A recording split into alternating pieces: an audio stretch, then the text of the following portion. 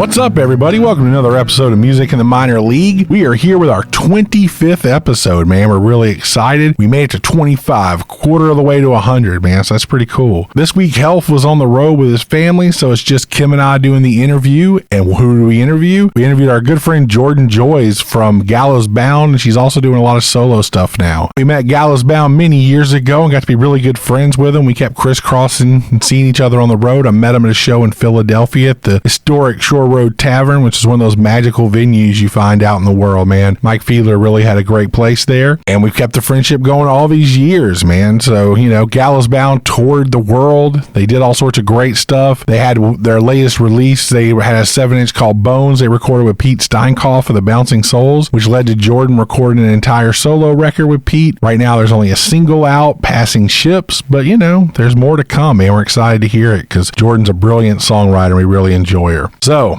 kick off with the housekeeping, then we'll get to the interview, man, because we're at 25. It's going to be a good one, so we want to just cut through it and get to the show. As always, if you like what you hear, share with a friend, man. That's the best way to get the word out on the podcast. Let people know, man. We really appreciate it. Listenership is up, and we appreciate it and gets us stoked, man, because we like doing this and we like sharing the word. As you know, there's no real ads or anything. We're just doing this because we love music, man, and we love our friends, and we want to get a way for people to find out about all these independent musicians out there doing their thing. So if you don't mind, share and let people know, man. We appreciate it. Follow Jordan and anybody else we talk about on social media, on streaming networks. Help get the word out. Venues look at that kind of stuff, man. It helps. We really appreciate that. Finally, if you're interested in seeing Brightwire, we got a couple shows coming up here in the Houston area. We're back home for August. We're going to be down at Union Tavern in Webster on August 12th with Grifters and Shills and the Real McCoy. We're going to be doing a So Far show in the Heights on August 19th. Hit our link tree or whatever, you'll find the links. See social media. Eventually we'll post them there. Check out sofarsounds.com and you'll be able to find the tickets there. It's the August 19th one. We don't know the lineup. We don't know the location, just the area. It's all secretive, but we can let you know we're playing it. To close out the month, we'll be at one of our favorite bars in the area, Black Magic Social Club with Grifters and Shills and Shame on Me, which Shame on Me kills. So we hope y'all come out. They're really a great band. Speaking of killer musicians and killer songs, people who just absolutely knock it out of the park, let's cut it and get to our interview with Jordan Joyce. But before we get to that interview, we're going to kick it off with her new single called Passing Ships. She recorded it with the Walker Roaders, which has members of Flogging Molly, the Pogues, and Dropkick Murphys, man. So, I mean, it's legit, man. And George's legit. You'll know that after this interview, man. So we appreciate y'all listening. We're grateful to Jordan for taking our time to be our 25th episode guest. And we'll see you on the other side, man. Y'all have a good one. Take care.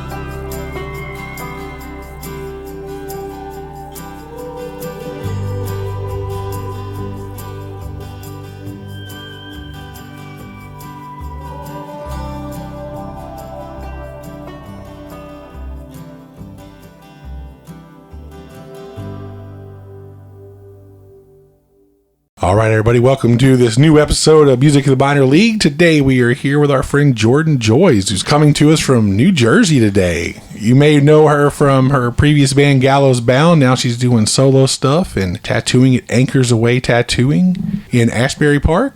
Is that right? Where's that? Asbury Park? That's right. All right. Yep. That'd been embarrassing as a Bouncing Souls fan if I did not know that. But all right. Well, cool, man. Well, thank you for coming in and talking to us. How have you been? I've been great. Really good. How about you guys? Pretty decent. I can't complain. I went to the dentist today and I owe $700 to get everything fixed because I have not been since before COVID. So it's like, damn it. Don't take those 3 years off. It's bad. Yeah, that's not fun. Take care of your chompers, Sam. And as an old person, it's like you start really looking at that. It's like I could lose my teeth. You're not an old person. What are you talking about? Comparative to Jordan, you know. As an old person. As an elder of the scene. I'm older than he is, so I don't like it when he does that. But, you know, that was it. That's just my smart ass reply. I mean, that is true, but it's my smart ass reply. Anytime someone asks how we're doing, it's like, well, I work with the public most days, so it's always like, how are you today? It's like, well, let me tell you. I was like, oh, no, we're going to be here 30 minutes. So anyway, enough about me. Let's get back to you. We have, I know you just had a brand new single come out. What can you tell us about that brand new single? I just released my first single off of my full-length record. It's called Passing Ships, and it is featuring the Walker Roaders. And the Walker Roaders is made up of former members of Flogging Molly, Ted Hutt, who used to be in Flogging Molly, who's an amazing award-winning producer who's worked with like Old Crow Medicine Show, Nico Case, and he actually produced the Bouncing Souls record, which is how we kind of got in touch with them. But so it's Ted Hutt, James Fearnley, who is the accordion player for the Pogues, and Mark Orrell, who's in the Dropkick Murphys. And then I actually had Todd Bean, who is a pedal steel player who played with Lucero for a long time, and I think now he's playing with Chuck Reagan, and he's the person that played pedal steel on the song as well. But that was just like kind of an extra add-in. So yeah, it's Passing Ships featuring the Walker Roaders, and it's produced by Pete Steinkopf of the Bouncing Souls, and that was here in Asbury Park, and that's pretty much it for the single. Wow. Right on. So first off, before we get to the full length, I know that's got to be super cool because I remember the first time I met you, you were wearing, in fact, a Pogue shirt. I feel like that was one of your favorite shirts. I feel like a few times I saw you wearing a Pogue shirt. It was definitely one of my favorite shirts. I got it when I saw them in DC. Oh my God, I don't even know what year that was, but it was a long time ago. And yeah, we were making the record, it was kind of during COVID, and so a lot of things were remote, and I was like sending out tracks to people and building the song. A lot of it was kind of built that way. I had quite a few different people play on the record. I did a duet with Darius Koski from Swingin' Utters, and we just like sent the track over to, out on the West Coast, because he's out in Santa Cruz. And so it was kind of fun and an interesting way to build a record, where you're just kind of sending something out and then you're not entirely sure what you're going to get back, but who the people are, and it was a really interesting thing. And so I wrote this song, and then I had this kind of musical interlude, like break in the middle of the song, and we were like, what are we going to do here? And Pete and I were kind of talking about it, and he was like, let me message Ted Hutt, and because he knew Ted from producing that Bouncing Souls record, and he's like, maybe we can get the Walker Roaders on it. And I was like, oh man, that'd be crazy. Like thinking about having like one of the guys from the Pogues, who's this band that I've just like idolized forever, playing on my record. I was like, okay, I'm just like, all right, But he's like, well, it's worth asking. We might as well ask, and then we'll just see what happens. And then he asked, and they said that they would do it. I think they liked the song and they would do it. And then I was still just kind of like, okay, sure, all right. It was just like crazy to me. And then I remember it was like some time went by, and I got a text from Pete, and this is when I was still like, living in my house in Virginia, and everything was, still kind of pretty tight as far as like lockdown and everything goes, and super remote. So I don't even know if I was working tattooing at the time. And I just like got a text from Pete, and he was like, hey, I got the song back, and then he texted me at like just this rough, and I just like sat on my staircase and I just started crying. Like as soon as I heard that accordion, I was like, oh my God, like that's the accordion player. Like that's, from like Dirty Old Town and all those songs that I love so much. And it was just amazing how, as like a recording artist, what it's like when you start building stuff, it's like you come up with an idea for a song and then, just getting something like that back or seeing what happens when somebody adds to it. And it was a really cool experience in a time where there weren't very many cool experiences. So right. It was awesome. Interaction without interaction. Man. Yeah, it was like a really interesting way to kind of stay connected, when everybody, especially as a touring musician, it's like you're having like an existential crisis about like your identity and what you've chosen to do with life, and everyone's so removed. And a lot of times when you're on the road that much, you like sometimes you give up so much of your life to being on the road that like you're not coming home to that much of a life because your life is on the road, so when you're like kind of forced to be like on the other side of the coin for that long, and everybody was just, it was like the only way we could stay creative in that time was to kind of be in the studio or to be writing. It's like how many records probably came out of that time. So yeah, it's interesting. I'm sure you did a lot of writing during that time too. We recorded a record in that time. I wish I could say we wrote a lot, but it was mostly just like we watched, because like say you play a lot, like all these pop things that like we watched Game of Thrones and we watched all these TV shows we had never watched because we were playing shows and touring and stuff. And it's like, what do you do now we're home? It's like, we can be like normal suburban folks. Yeah. I don't know. Maybe we'll sleep. Right. Get a good night's sleep. I don't know. Well, and everybody in our house had such a different experience. My job went 100% remote about 3 weeks into the pandemic, and Sam was like home for 6 weeks. My job never stopped. And I think both Ian and Sam were working at libraries. So it was, public service. It stopped for a little while, but not long. So everybody had like a different thing. I just never felt like we had any extra time. All that time that people got during the pandemic, I'm like, I wish I had that. Oh, we still just came home. Yeah. There was no 5 days a week. That's true. We didn't do shows 5 nights a week. You get off work and it's like, all right, now let's go do this till the middle of the night and then sleep for 5 hours and get up and go to work. And it was just, it was very much, but it helped because we could tour a bunch because we had all this leftover leave and stuff. So we weren't doing anything. We weren't taking vacations or anything. Yeah, it was like, it's true. Right. Oh, so when things opened up, you had more time to kind of get on the road and stuff because of that. Yeah, because we're like, we're lame about it. We have our grown-up people jobs. So we're like, okay, we can go on the road like 4 weeks a year, and this is how we have to break it up. That's awesome, though. It's like there's no right or wrong way to do it. You know what I mean? Yeah. It's just the fact that we get to do it. All right. Yeah, exactly. And I mean, most people that are on the road, like, unless you're like really, really up there, or coming home to a job or working some kind of side hustle or, it's just the way it is. I mean, I know people that have given their lives to music that tour 200 days out of the year and are still working when they're not on the road, so yeah, it's shocking just what levels. I mean, I've known people who had, even when they were like at levels where they had a major label band that were like, well, when we weren't on tour for those 2 months or 3 months at a time, like I was driving cars for a car dealership, or I was working at a guitar shop or working at the door, and it's like, shit, man, like you were on a major and it's still like, yeah, man, but that money doesn't come if you're not playing or recording. That's true. And even some of those kind of like opening slots or even direct support slots for like big artists, if you got a full band and a whole bandwagon going out with you, it's like, sometimes the money isn't as good as you would think it would be for something like that, and it's amazing how much people have to sacrifice,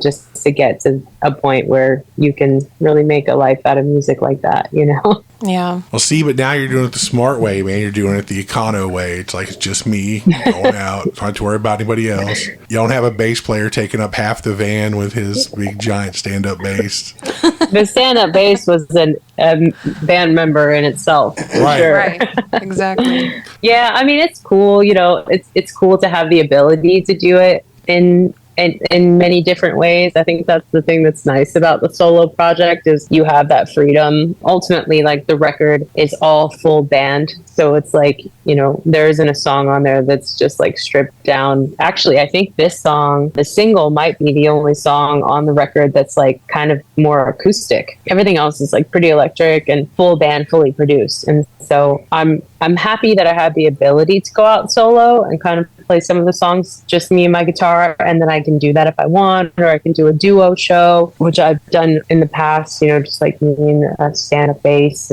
But I mean, ultimately, I want to represent this music the way I made it in the studio. Like, I want to try to, have a full band out there playing and kind of like fully electric. Like, that was kind of the whole point, was to make it a little bit, different than what I had before. Like with Gallows Bound, we were kind of like, these are the instruments that we're using. These are the tools in the toolbox, and like going out on the road, this is how we normally play. And so it's kind of cool for me, it was just cool to make something that's like whatever you want it to be. You know what I mean? There's no rules for it. So. And you did that a whole album all by yourself, yeah. Right? Wrote everything? Yeah, I wrote all the songs, and then Philippe Steinkoff produced it. So I came to him with just like demos on an acoustic guitar, just me and my guitar, and then we kind of built the songs together. And I knew that I wanted to do like a fully produced thing, because I'd always kind of heard that, when I was writing before, in Gallows Bound. I was like, oh man, this would be cool if we could have like, wouldn't it be cool if we could have horns in this song, or like, if we could do like some keys or strings. And we dabbled in that a little bit in the newer record, but it was just fun, Yeah, so it's just like a full production, So when does that come out, your full-length album? So it seems like what everyone's doing right now is just kind of releasing singles. And so I'm going to be doing that for a little while. I might even do an EP and look around a little bit for some label support and just kind of see what happens. And so I don't have like a set date yet for the full length. I'm just going to kind of keep like trickling like the new songs out and letting it build and see where that goes for a little bit. I like that idea. It's attention span. Work with America's attention span. Yeah, and it just seems like that's the way it is nowadays. Everybody's like just releasing singles and really like driving. It's crazy how you make it's like you're supposed to have a whole record, right? But then ultimately you need singles. And even now when you have a single, it's like, well, we're going to just take 30 seconds of this and chop it up and send it to TikTok because that's the most important. It's like, it's crazy how you can write all this stuff and then it gets whittled down into this tiny little thing, like that attention span that you're talking about. It's like, hopefully this song has a cool, 15 seconds that people are going to like and like over and over again. Where's the hook? I don't write for that purpose, but Right. It's like crazy the way people look at things nowadays, So I've just been like making music videos for each of the songs and, just kind of taking each one and giving it that attention. But yes, there is like a full record, and like the song that I did with Darius, that duet, that's actually like part of a 13-minute long song. So I have like that appreciation for like just putting on a record and letting it kind of take you somewhere, so that'll be out eventually. Well, there's people we just find that there's a lot of people still like that. I mean, as far as the hardcore people, like, again, coming from like a kid, grew up into like punk rock and a lot of alternative music, not alternative like MTV alternative, but alternative like weird stuff people didn't really listen to. It's always those people who are still like, I'm gonna sit down with the album and stuff, are still there. They're not on TikTok normally. Even if they are, they're like, oh, hey, that sounded cool. Let me go find the full song. But yeah, if you want to make any sort of money or, move out of the niche market, you got to have something that's like, oh, that's a cool little, people can do dance clips to it or they can lip sync. Yeah, like, it's like, whatever.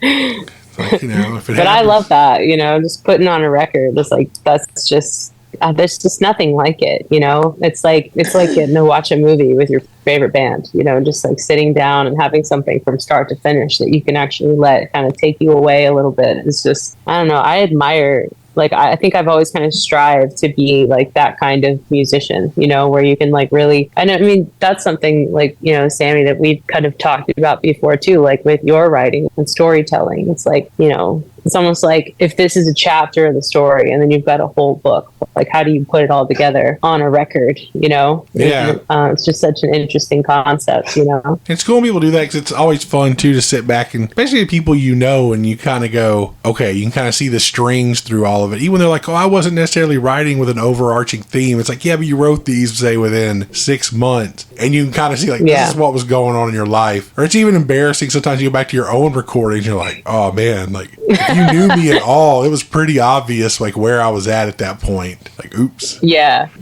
I've definitely like listened back on some songs and that I've done and that I've written before, and yeah, in that certain time, and I'm just like, man, this shit was kind of dark. Like, this is pretty heavy times, and I mean, it just was. It is what it is, but that's the cool thing about art and music is, like, no matter where you are in the spectrum of your life or in the spectrum of that emotion, like, we're all human beings and we all experience that. So, there's going to be a point in your life where you need to hear that sad song, or you need to hear that like encouraging song, and it's kind of cool to be able to look back on those moments and, just appreciate each one of them for like what they are, and how no matter what it is, like, you can kind of connect with people through that, Well, that's one of my things, like, even, because I mean, I've known you now for, I guess, 9 years. So, and it was one of those things like, so, I mean, y'all had to be like in your early 20s then, right? Like really early. Yeah, totally. I mean, if that was our first tour, which it was, like, what year was that? I wonder if it's on that. 2014. Okay, yeah. So I was probably like 24, 25, and I was kind of, I think Justin's a little younger than me. So yeah, we were all like in our mid 20s. Aaron was probably in his 30s. Yeah, and it was just, what blew me away was the fact that like y'all already had your finger on the pulse when it came to songwriting, that it was like, swear I run into thinking like talking shit, maybe offending people we know, but a lot of people kind of from, I guess, our scene, like a lot of people touch on certain subjects, and there's little times it can be hokey. It's like things like that, like, okay, I have to mention this and say, write songs about them moonshining or doing outlaw shit.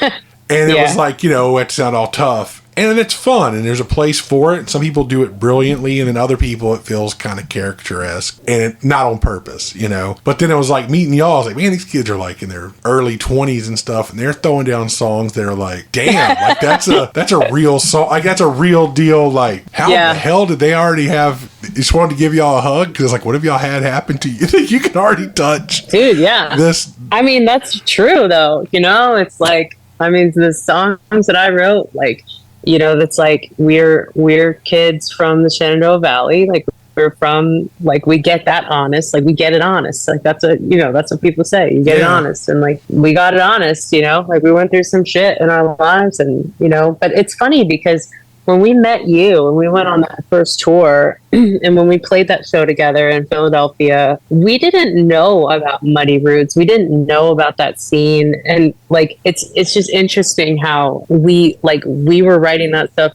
before we, like, everyone, like, we didn't know who the goddamn Gallows were, and we ended up becoming really good friends with them and like touring with them, and we had no idea what they even sounded like. And then we went to, like, it was actually at that show that we played with you where people were like, you got to play Muddy Roots. Like, they kept saying that to us, and we were like, what's Muddy Roots?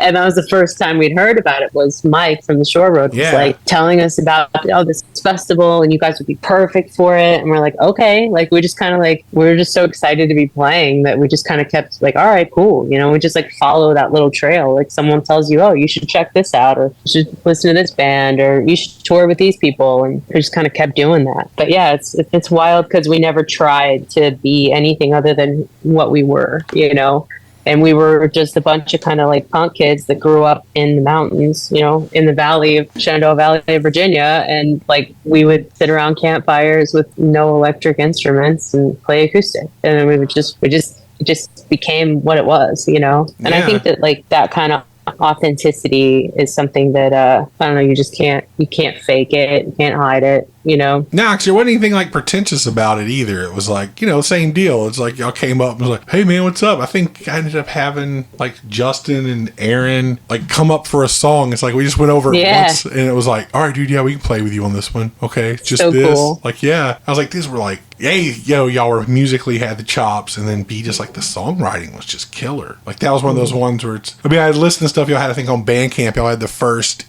album, I guess, the one Empty Flask, Empty Heart. Yeah, I think. And that was the one that it was like y'all just released the self-titled album. We bought it. I think we went from like 2 CDs in the car. Like, that's what we listened to for the rest of the drive home. For like the next week on the road, it was like, that's all we listened to. I think occasionally you put in like Purple Rain or something, but we only had like 4 CDs on that whole trip.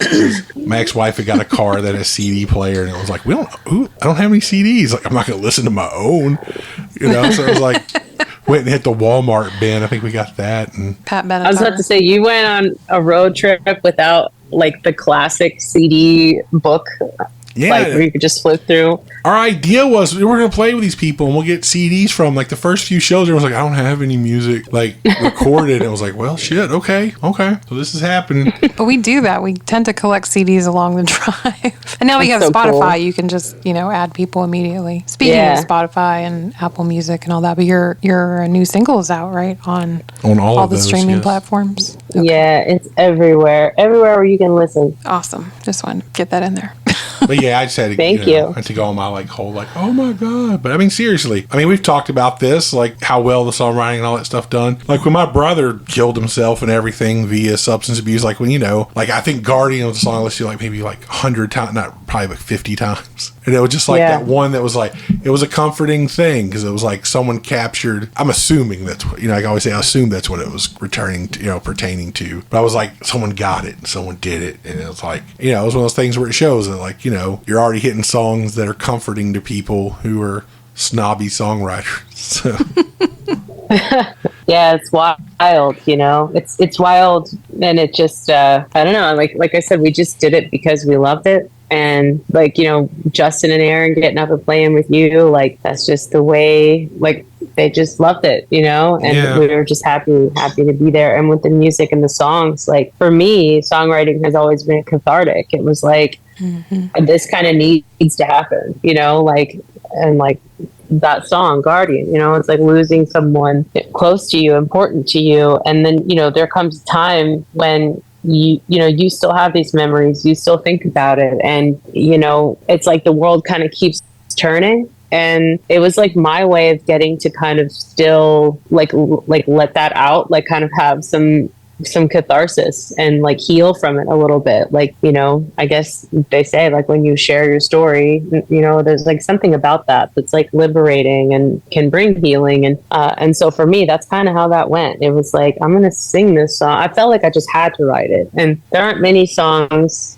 for me that just come like all at once, and that was one of them where I just sat. I remember exactly where I was when I wrote it, and I just sat down and it all just came. The whole song just kind of came in that one sitting. And the single is the same way, where it just all happened at once. And like it kind of is one of those things where it's like you're just almost like listening to it, like you're like it's like a feeling, and you just start listening to that feeling and writing, and that's what it is. And it's like it wasn't like, all right, I'm gonna write a song about this, or this is the goal. It's just kind of like, this has to happen. And it did. And it, for a long time with that song Guardian, I couldn't even it was hard for me to sing it live, and it was just so emotional. And so having people along the way, like people would kind of come up to me and say, oh, that song really meant a lot to me. Or I had someone after a festival come up to me and say, like, that song helped me to stay sober. Or, I've been going through a really dark time in my life. And, like, I'm just like listening to your music and it's helping me. And it's like, there's nothing good that comes from like some of the terrible things that we've been through in life, but the fact that you can turn it around in some way or create some sort of art that could possibly comfort another person, I think that's like the best thing that I can do with the experiences that I've been through. If I can take that and turn it into a way to make one person feel like they're not alone when they're going through something, then it's like somehow there's a little bit of light in that, and that's where it is for me. Yeah, well, you accomplished that. You did it. It was good. And I feel like it's a thing that, like, just for y'all, man, something maybe being small town kids, like I grew up in a very small town. And for me, I don't know, being an odd kid at school, the person who was interested in these things and like, why do people tick, the emotional parts of things and stuff like that. Music was the one place where I was like, okay, it's okay. Like my little town of 500 people may not think this way, but there's an entire world out there that I'm not strange, I'm not weird, I'm not different. There are people who feel the same. And then I think that's what really got me into music, was just knowing that, okay, this is the one thing that showed me that other people have gone through these things, other people have experienced this, and, it's not abnormal. Yeah, totally. It's like when you're a kid, especially when you're growing up in a small town and you've got that kind of teenage angst or whatever, and like you don't subscribe to the white picket fences, or maybe you just like fantasize about life being a little bit, maybe things are just this way. Maybe you want just a little bit more than what you see. And then, you find a record and you listen to someone just like screaming their head off, or like whatever it is, like you hear that angst that like people normally like to pretend isn't there, but we all feel, and I think that the smaller of the town, when you live in places like that, it's like, it's not as common to see it, but it's there, and so, yeah, I totally get that. I felt the same way where it's like, I was like a punk rocker in this town, and I would like go to the CD store and like, hello, do you have any Bad Brains? No, we don't, but we'll order it for you. And then they would call me, hey, we've got your CD in, I'd go pick it up. And I was just always on this like quest to find this music, and I don't know, I think there's something special about that too, when you start to you have the ability to like go to shows and you find that sense of community outside of that little town. It's fun, Maybe that's something we should start doing, because I always think about as a kid, you're talking about like once the dude back in the day at Camelot Music, like we have this book. Yeah, yes. Find anything you want in here and I'll order it for you. And it was like, so then, you'd buy like an SST record or a Fat record, or, any punk label like Lookout, and you'd go, inside was the listing. If you like this band, you should check out the 8 other releases we have that came out this year. And it was like, so like, I want to order this one and this one and this one. I mean, that's how I think... It may have been how I first heard of Veil, and that was just by I'd read an article. I was like, oh man, I heard this Operation Ivy band was good, and they're on Lookout. And for somehow Veil ended up having records on Lookout, and I was like, cool, that sounds cool. I will buy that. And then it was like, oh man, wow. Then they came through the Suicide Machines, and it was just like, okay, cool. And that was another huge band for me, and it was like, all right, you just keep going through and finding and digging, and it was like, okay, this is great, this one's not that great, but I don't totally. I used to do that. I would look at the liner notes on CDs, or like, who are they thanking, like trying to find like what are the influences of the bands that I like, and then I would kind of go back to them, and it's so interesting. And yeah, like you're saying, or what about like comps, like whenever you had the chance to get your hands on like a compilation, it's like, oh my God, finally, there's like all these bands I've never heard. And if there's 1 or 2 bands on them that you like, then you're kind of just that exciting feeling of like discovering new music, Oh yeah, that was always But cool. The giant book, that's like such a great visual, like looking up at the counter and it's just like this giant book. And then all of a sudden these like, the light starts shining out of it. Like it's like the Holy Grail, like any music that you could possibly think of, Oh yeah. In this book. Well, I just remember we went and saw, was it Propagandhi and Inquisition and someone else at like the Squat here in Houston, at Allen Parkway Village. And they had one of these booths, people were booths, and I was like, oh man, everyone, dudes wearing like a Crash shirt and all this stuff. And I was like, oh wow, that's cool looking art. And they have all this stuff. It's like, oh, here's a place you order. It's like some mail order place where it's like you send them. I think I got a cassette tape. It took me 6 months to get the cassette tape. And I was like, and then it was like a bootleg of a bootleg, and it sounded terrible, and it was just like, oh, okay. And then it was like, hey, do you have any of this? So like, I was able to go through my whole like deep dive through like British and narco punk through the Camelot book. I was buying from a corporate store. It's not cool. No, everyone still gets a soda at McDonald's occasionally. So, how stuck up can you be? But, so I was able to find all this stuff there. And, within like a week, it was like, there it is. I was like, oh my God, yes. So I just listened to corporate pop, so I don't remember any of this. I missed out. It's so cool like that. I don't know. I miss that. It's like talking about it, It's like I feel like that's kind of what made that scene so strong, was like everybody kind of had to go out of their way to find it. You know what I mean? Yeah. Like you had to go out of your way. You had to put in a little work. You had to know where the show was going to happen. You had to it was just the DIY ethic, like people like flyering, or there's like a website, like we had this website called fear.com. It's like PHEER, I think it was. And like, it was like local, it was like this database of local punk shows in like the Virginia, Maryland, DC kind of area, and then there's like the message boards, it's like you kind of had to just like dig to really find this stuff. And I think that's why there's just like that reverence for it, and that sort of camaraderie and the passion, you know, and the support, like what you're doing of wanting to kind of, it's like it's rolled into that alt country scene, or, you know, whatever, you know, these other kind of like sub genres of music. But like a lot of us kind of derive from that punk scene where it's like just this, I don't know, this like tenacity.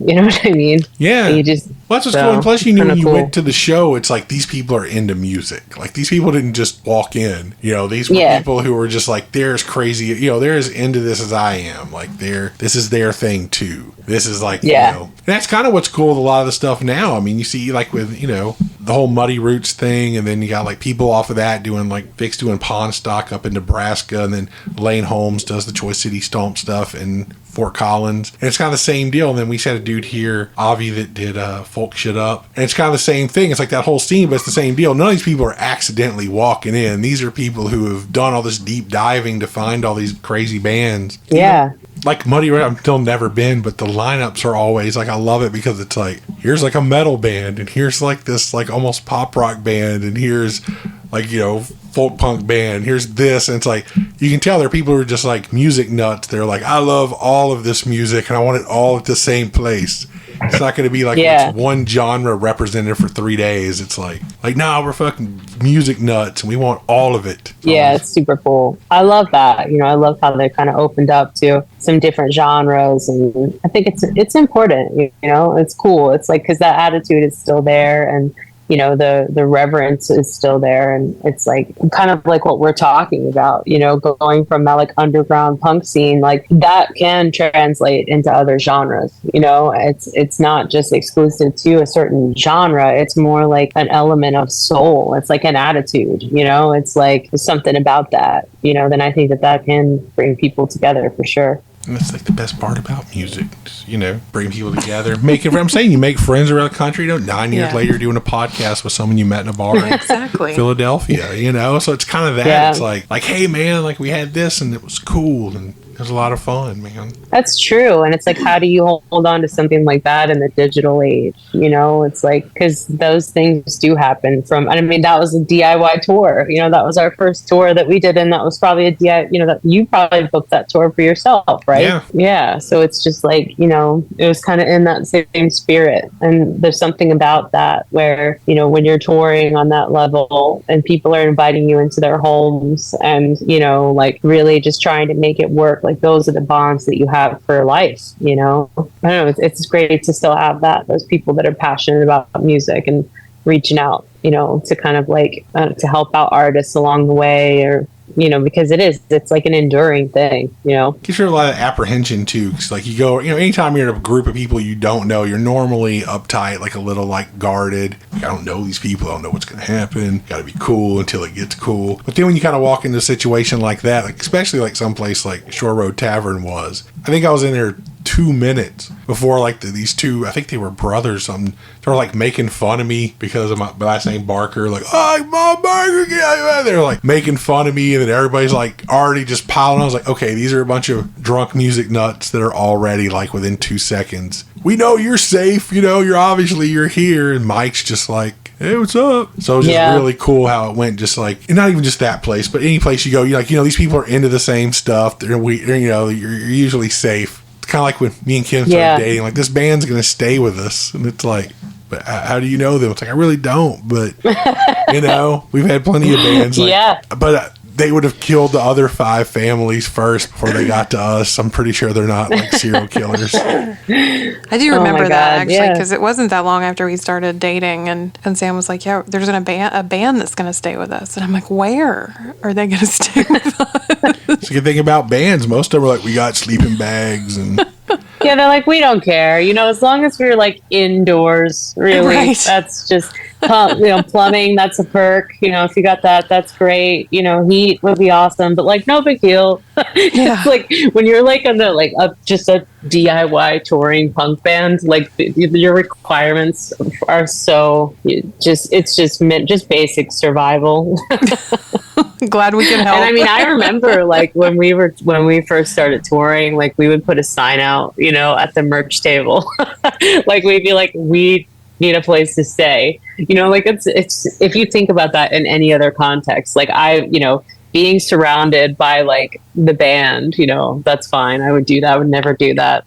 I would never do that in any other situation in life, but it's like, that's what we would do. Just like, hey, we have nowhere to go. We have nowhere to stay. And we're like, 1,000 miles away from home. Just like, and then at the end of the night, like slowly somebody would come up like, hey, we got a house, you guys see, we got like a couch. And it's just like, how amazing is that too? It's the people that like, we all need each other in this scene. And like, it's so important because, I'm so grateful for those people along the way that, they just went to go see a band. And then just like the Sky Cups walks up to his wife and next thing she knows, there's like 5 kids piling into her house with sleeping bags and backpacks. And yep. It's just but that's what makes it all, like, that's what makes that crazy little world go around. It's like each one of us, every person is like so important to it, I mean, our deal was, especially me before, is like there was many times we did the same thing, like with old bands, like, can we crash your place? Anyone got a house? Anyone got like a bed? Or as long as we have to sleep in our car at a rest stop or something in like 90-degree Texas heat or... Well, and on the first tour that you and I went on together, it was your solo tour, but you and I went together and there were 2 very nice gentlemen who were very sweet and asked us if we had a place to stay, so... Yeah, people do that a lot. Yeah. Awesome. We've also gotten better in our... We've gotten better? You didn't want me to say older, but we've gotten better in our more experienced years. Experience, yes. Even now, it's like, because there's so many times you stay with people and it's like, dude, we are here to, like, there's a band here, we're going to rage. And you're like, oh no, I just wanted to really just shower and sleep. So now we're like, when people stay at our house, it's like, you owe us nothing. Go sleep if you want. You don't have to stay up and entertain us. You did that at the show. Yeah, it's definitely, I would not go, I wouldn't necessarily want to go back to that. That's for sure. Because it's a lot of that. There are times when I would end up in the van. I just feel like, whatever, I'm just going to go to the van. I'm tired. We're going to go to bed, because it is like that, But then also you're like, you're on the road, you're in new places, like everybody's kind of excited, meeting new people, but that definitely has a time limit. Like if you're like serious about playing music, that's not something that is a sustainable way to continue playing music, I think, sometimes, because like you got to be able to take care of yourself when you're out on the road. It's hard enough as it is to take care of yourself on the road, True. Plus, it comes out of like, we don't want to party so hard in this city, the next city gets fucked because we're terrible. We're all hungover. Yeah. Our throats are tore up. And it's just like, yeah. You're sorry, last night was great. Sorry. Totally. Thanks for your I just saw $5. a band in Asbury they're like a big touring band, and like I'm not going to say who they are because I'm not going to dog on people, but like we watched a live show and it was like I was pretty excited to see them because I hadn't seen them before and I listened to their music and it was like so obvious that they were all hungover, and I mean it was a pretty big show, like it was like a Live Nation venue and they were, it's like you can tell, you can feel that, and then that's like the other side of touring. It's like, you want to try to give people that energy. Like you want to try to give your best, and you can really tell, like if you're fighting or if you're like, super tired or hungover or whatever, if you had a crazy night, like at least, I don't know, maybe you can see it more because you're also a performer, Yeah. So you kind of watch, like I watch the dynamics of a band when I'm like watching a show. I'm like, oh, these people aren't talking to each other at all. That's so weird, like they're not even looking at each other. Like, you know what I mean? Like, yeah, you can there's see no people chemistry have beef. We never have that happen on stage. We don't really. Every once in a while. The last bad show we had was in Norman, Oklahoma, and that's because our set times kept getting pushed back due to the national championship softball college game. But yeah, so it kept getting, like, seriously, we were supposed to start at 8. I think we didn't start till after 10. And, I was being grumpy and I was like rage drinking over it. Like, give me, we're still fucking waiting. Chug this beer, then go. So by the time we got on stage, plus I'm like severe ADD and there's a TV like 4 feet from stage. Oh, God. And there's flashing colors and it's just like, oh, God. Every time I start, and it was not good. It was. Mm-mm. And you guys are like playing acoustic too. It's not like you're like, like you're gonna notice that shit. Yeah. That does not sound like it's matching the vibe. So that's been over a year since the last bad show. You're right. It was a long time ago. I'll forgive you. And before, it was a while before that it was really... Yeah, you gotta have it though. Everyone has their worst show ever. You have to have it. And when it happens, you're like, well, there it was. You know, like, let's just hope that was it. And like, just, that's the one. It made the rest of the tour better because I'm like, yeah, last night we were not good. I cannot do that for the rest of this run. Cannot. Luckily, it was like a Tuesday night show, and both people probably didn't care. They probably didn't realize it that we were bad, but for us on stage, it was like, yeah, Sam's fucking us here tonight. Like, thanks. It's funny, but it's okay. There's been nights Kim's gotten on stage and just been like, I should not have had that last drink before. Yeah, that's true. Every once in a while. I mean, it happens. Or my throat gets blown out and I'm ruined by the end of the show. Yeah. I mean, I'm doing better. You're growing up. You're still as the elder of the band, you still are the baby as far as a performer. That's true. But I'm also like a few months off throat surgery, and doing 3-hour shows is still tough. Dude, like I said, people get cancer every day.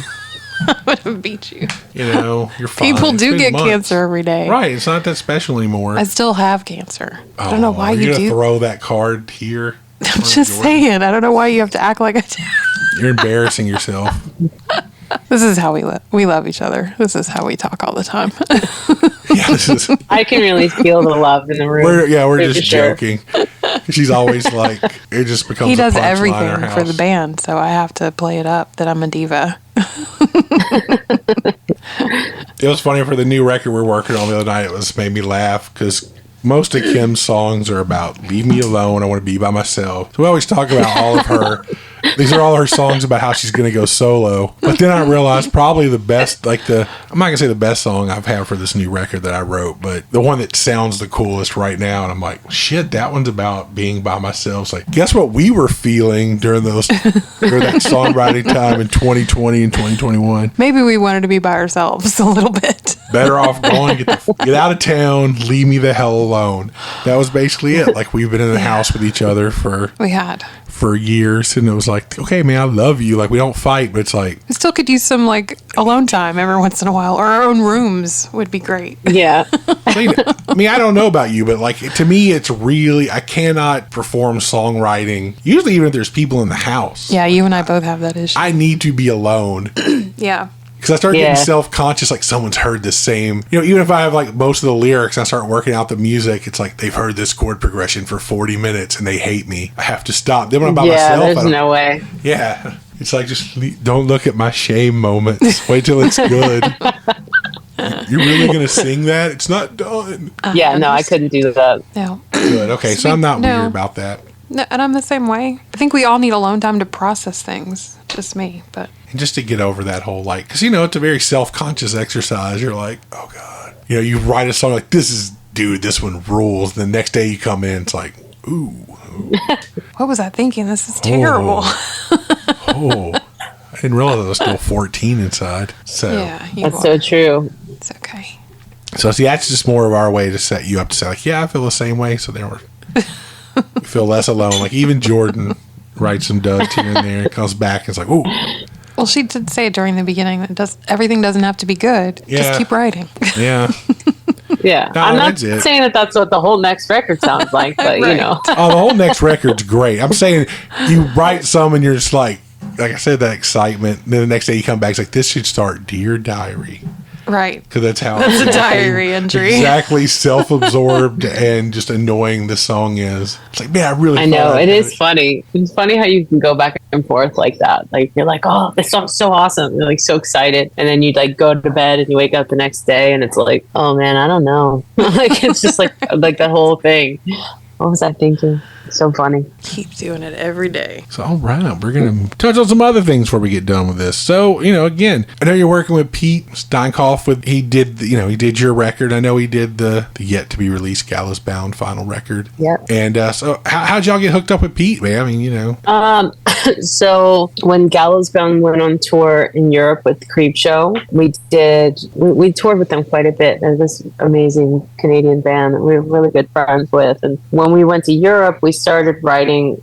Chuck Coles, the guitar player for the Creep Show, is also a really amazing singer-songwriter. And him and I started writing a little bit when we were on the road. And just like I was showing him some of my new songs, he was showing me stuff he was working on. And then just like with you, Sammy, Justin, and Aaron came in and they wanted to just start learning stuff because that's just how they are. And so we started writing together a little bit on that tour. You know, there's a lot of downtime when you're in Europe. It's like things are pretty close together, and so we had a lot more time to kill. It wasn't like we were stuck in a van for like 8 hours trying to get to a show. Yeah, so we were great. And then we kind of did this little side project called United Snakes, and Chuck was in a band called Organ Thieves with Dave from Sum 41 and a couple other guys up in Canada, and they recorded with Pete before. So United Snakes was the first musical project to go to Asbury, to Little Eden Studios, and work with Pete. As far as like in my world, that's kind of how that started, how we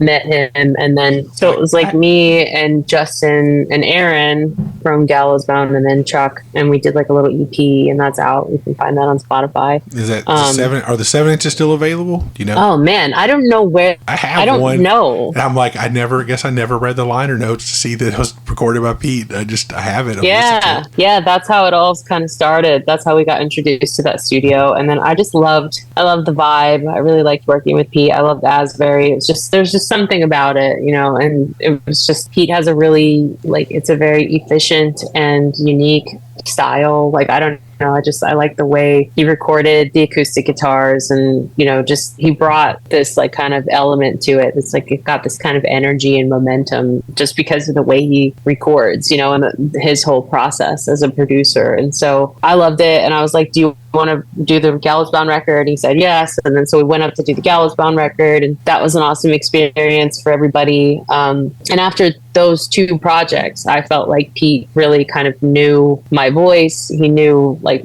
my style a little bit more. And so I had been thinking about doing a solo thing for a while, and just like, you know, kind of toying around with the idea, but we never really had the time with touring. And then I remember like asking Pete if he'd be interested. And I think it's actually when we were in Europe the second time, and I thought about just doing an EP, and he was like, you should do a full record. Like, we should just do a full length. Like, you should do this. And I was like, okay, like, let's do it. And so I went to, it was when Bouncing Souls were touring with Swingin' Utters, and I went and saw them in Pittsburgh because I wanted to work with Darius as well. And so originally we had talked about like Darius and Pete kind of working on the project together somehow. Like, we weren't really sure how we were going to do it, but I had kind of like, we toured with Swingin' Utters, and I really liked Darius's solo stuff too. So yeah. I was just really looking for a producer, you know, because that's something I'd never really had before. Like, all the Gallows Bound stuff, it was just us. Like, we built the songs together, you know, and we went into a studio. We had someone who kind of produced the project, like as far as that, but not someone who took the songs and modified them in any way, or like maybe suggested changing things around, or, you know. So this was like a totally new process for me of like, all right, I'm going to give you like, I mean, I wrote the song start to finish, but here it is, like, what do you think we should do with it, you know? And so because I felt like Pete already kind of knew me musically and personality wise, you know, it's like so much of being a good producer is just knowing how to create that environment that kind of brings out the best in certain people. And I think that like, it's just like personalities that click, you know, and environments that click. Like, some people like to be in like really expensive, crazy, almost like sterile, like studios that are just like clinical, you know what I mean? Yeah. Some people like to be in the comfort of their own house kind of vibe, you know, to make a great record. Like, there's so much about the feeling behind the recording that conveys, you know, and I really liked the atmosphere of the studio. So that's kind of how it all started and how we got connected. And then we started working on the record. I guess it was in 2020, or maybe I did like a split with Jay Gorvis too. I did this like a 7-inch, went out with him, brought him up to the studio. And so I've got a bunch of unreleased music. But yeah, and then like we had tracked all the bass and drums for the album, and then that's when COVID hit. And so my project was like kind of the next one, like in the queue. And then as soon as things opened up again, I started going up and recording. And so it kind of ended up becoming this like much larger project because no one could tour anymore. You know, Bouncing Souls weren't touring like crazy, and everything just kind of slowed down. So we had a lot more time to work on the record, and a lot of artists, a lot of musicians were just kind of sitting around. So like I tried to just reach out to as many of them as I could and get people involved involved, and we had time to just kind of make this record something special. So right on. So one last thing to touch on, and then we'll let you actually enjoy your evening, because I know it's later there than here. Like say now that you're tattooing it, for Brian's studio and everything. So is that something you met through recording, or just he see some of your work and was like, "Hey, you're around here. We have an open chair. Would you be interested?" I want to know the recruitment process of how you ended up. Yeah, so I was coming up to the studio a lot through that time. I would drive up here, and I was living in Winchester, Virginia, so it's like about 4.5 hours drive. I was staying with a friend who was kind enough, who I also met through touring, who would let us crash at her house once, and I was staying with a friend up here, and I would just come up, for like 5 days at a time. And eventually I was just told Pete, I was like, if I'm going to keep coming up here, they're like, I'm going to have to get a job, because it's like, I can't work remotely. And I'm just like taking off time to be in the studio. And then Pete was like, oh, you should talk to Brian. Like Brian has a tattoo shop. And I didn't know that, and so I was like, oh, cool. And then I think Pete was kind of the middleman in the beginning, like sent my Instagram, my tattoo page over or something. And then one of the other guys, Rich Cahill, that works at the studio, his son was interning at the recording studio with Pete. And so I met him once, and then I just like went over to the studio after one of my recording sessions and introduced myself. And then I showed them my work, and then I started doing guest spots up here. So like I actually worked, I think like the Bouncing Souls Stoked for the Summer 2 years ago was like the first one that I ever did. And so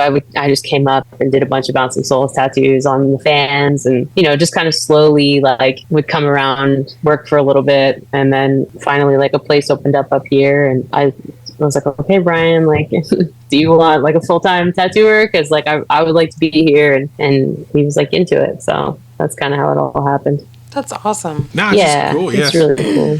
Rather serendipitous how it all came together. Right. It's totally crazy. Definitely unexpected. Like if you would have told me, 4 years ago that I would be living in New Jersey, or like working at a tattoo shop up here, I would have just probably laughed. Yeah, it's totally unexpected, but it's just amazing, and like Pete and Brian and everybody, like they're just really great people, and it's a really cool scene up here, and I'm just like thankful for the way it's all kind of unfolded. Right on, man. Well, on that note, thanks for coming and talking to us. Thanks for spending your evening catching up. It was really good to see you again. You too. Thank you for having me, and congratulations on your 25th episode. It's really cool. I know. Yeah, we did it. Now we're going to keep going. But this was we're not going to stop here. We're just going to keep on plowing ahead. Right. But that was I was trying to find our celebrity guest for the 25th episode. Oh yeah, did we tell you that you're our celebrity guest?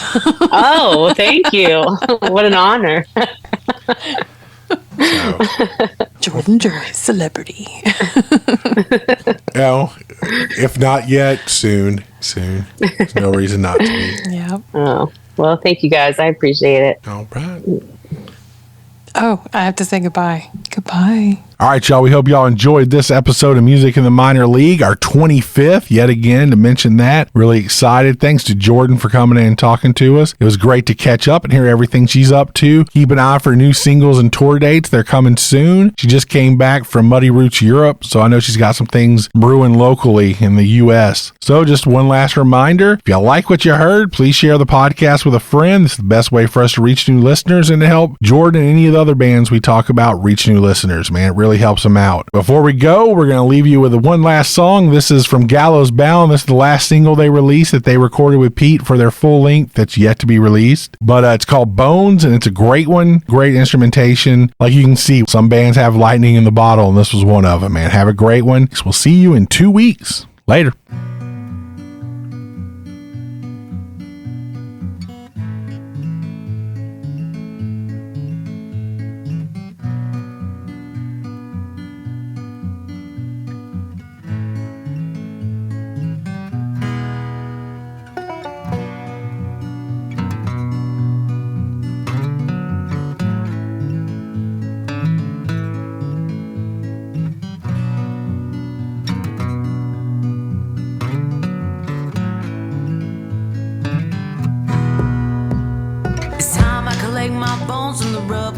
And blood return with all my scattered sympathy. I hear the hiss and pop of embers crumbling as I remember I was tending to a flame. When I woke, I whispered to the